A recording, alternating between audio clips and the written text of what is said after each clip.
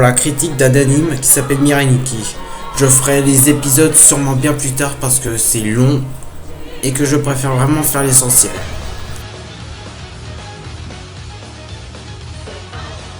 Mirai Nikki, c'est tout simplement le premier anime que j'ai découvert. Donc comment je l'ai découvert et quand? Je l'ai découvert en août, peu avant d'aller chez mon père pendant les grandes vacances. J'avais découvert cet anime par une amie. J'ai donc tapé Gasayuno, ça m'a mis Mirai Nikki. Je me suis dit pourquoi pas. Donc je cherchais tout pour les téléchargements. Je mets 3 heures à... Je trouve au bout de quelques minutes de recherche. Mais vu que mon ordi est planté à chaque fois 4 minutes, mon suffit 4 heures jusqu'à 4-5 heures du matin, ça m'a gonflé. Donc bon, au moins j'ai eu, après 2 voire 3 plantages d'ordi, j'ai eu et j'étais fier de moi.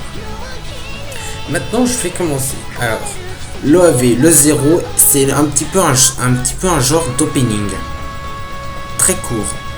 Cet opening voit que c'est plus de suspense, de l'action et beaucoup de sang. Oui, c'est un anime d'horreur, d'action, d'ecchi aussi. C'est tout ce que je sais et aussi un petit peu de science-fiction. Enfin, si j'ai juste. Donc alors je vais commencer par les points forts. Les points forts que j'ai trouvé dans cet anime, l'histoire. Donc au début on sait que c'est une bonne histoire, ça change. Un garçon inconscient qui joue un jeu de la mort, qui participe avec une fille, la célèbre Gasayuno bien entendu. Faudrait que je vous montre une photo si possible. Mais je pense que ça devrait pas être facile, vous tapez Gasayuno sur Google et voilà. Donc bon. Puis bon.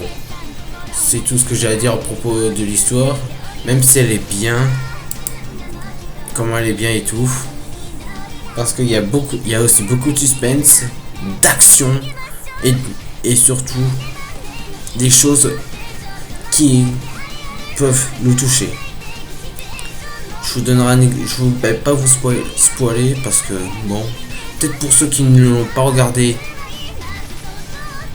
vous allez peut-être vous poser des questions. Qu'est-ce que c'est que cet anime? De quoi ça parle? Eh bien en fait, en regardant l'anime, vous comprendrez tout. Ensuite, un autre point fort, les personnages. On peut dire que dans cet anime, les personnages sont extrêmement nombreux. 12 personnages jouent en jeu de la mort pour un seul gagnant. Ainsi que le créateur, celle qui reste à côté de Deus, qui est le créateur du jeu. Et tout. Mais le problème, ce n'est pas que ça. Et puis bon, on peut dire aussi que c'est quelque chose d'avantageux. Voilà. Donc bon.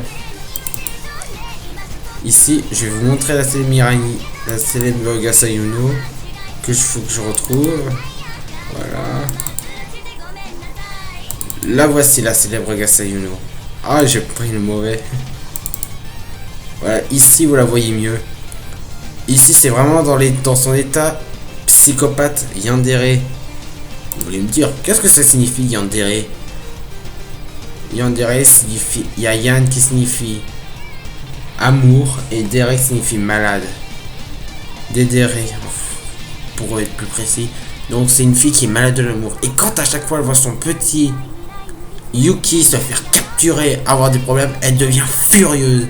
Et elle est instoppable. Tout ce qui est sur son chemin, vous pouvez leur dire. Toutes les personnes qui sont sur le chemin, il n'y a plus rien. Et puis bon, c'est tout ce que je peux dire.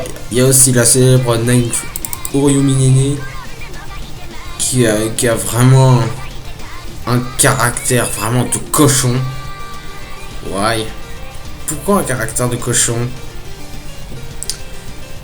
Parce que vraiment c'est quelqu'un qui fait des critiques. Et au début elle se présente en robe au début de l'anime. Et tout après dans le 2 et le 3, il y a quelque chose de tragique. Oui, son bandeau ici montre tout. Vous allez vous demander, mais qu'est-ce qui lui est arrivé à son œil? Vous comprendrez en regardant l'anime. Ensuite, Un autre point fort. Il s'agit des armes, des portables. Si créer ce genre de journal du futur sur des portables, je dois dire que c'est quelque chose qui m'a surpris. Ça change de l'ordinaire. Pourquoi donc? Pourquoi ça change de l'ordinaire? Parce que voir des actions sur un portable, c'est pas possible. C'est de la comédie tout ça, à moins d'être voyeur et de pouvoir prédire l'avenir. Mais seules les personnes voyantes peuvent le faire. Et à mes souvenirs, personne n'a pu le faire. Je dis bien personne. Peut-être qu'il existe des portables du futur. Ou bien peut-être qu'il va en exister. Mais ça c'est pas avant je sais pas combien de temps. Donc pour les points positifs, c'est tout ce que j'ai à dire.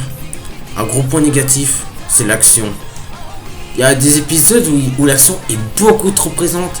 Ils auraient dû la répartir. Parce que il y a des épisodes où l'action, ça... Il y a un épisode où il n'y a que de l'action. La plupart du temps c'est de l'action. Et d'un autre, pas d'action, juste de la persévérance, de la compréhension, de la remise en ordre. C'est un petit peu mon point faible de cet anime. Je peux aussi dire la fin aussi. Tragique, trop triste. Une fin choquante auquel je m'y attends pas. Et puis la fin, et puis c'est un peu la fin vers la fin, dans les épisodes 22 jusqu'à la fin. Bon, on peut dire que là ça prend une tournure un petit peu inattendue parce que c'est pas quelque chose auquel je m'y attendais. Comme on peut dire, Yasa Yuno est quelqu'un d'à la fois gentil, mais qui peut être aussi une vraie terreur. Donc faites gaffe à ne pas la croiser. Donc ce sera tout pour concernant Mirai Nikki. Mais personnellement, en conclusion générale, je peux dire que c'est un très bel anime. Très bien fait. L'idée de ce genre de jeu de futur, de ce jeu de la mort, pardon, est une excellente idée. Ça change de certains animes qu'on peut voir. Et oui, ça change. Parce que la plupart des animes d'horreur, c'est un mec qui prend un couteau et qui ravage le corps d'une personne. Je sais pas les détails parce que là, je risque d'avoir des emmerdes. Donc voyons. Comme on peut dire, les animes comme ça, les jeux de la mort et tout, c'est peu trouvable.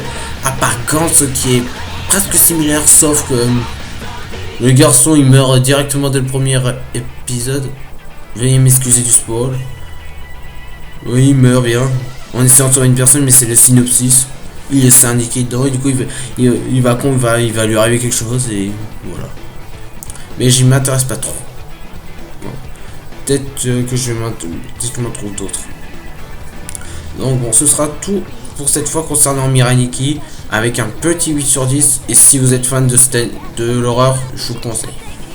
Donc prochainement, soit je parlerai des épisodes de Mirai Nikki du premier jusqu'au dernier, ça risque d'être long, ou soit je parlerai d'un autre anime qui s'appelle, je vais vous le dire, veuillez m'excuser, la pochette est pas très loin. Cet anime, Higurashi Inamizawa, le village maudit, le second anime que j'ai commencé, encore grâce à une pote. Ou bien soit je parlerai de Shiki, qui est un pote qui me l'a conseillé et que j'ai bien aimé. Voilà, ce sera tout pour ce soir. Donc si vous avez aimé la vidéo, n'hésitez pas à liker, à partager à vos amis et à mettre un pouce bleu. Et je vous souhaite à tous et à toutes une bonne soirée et à la prochaine.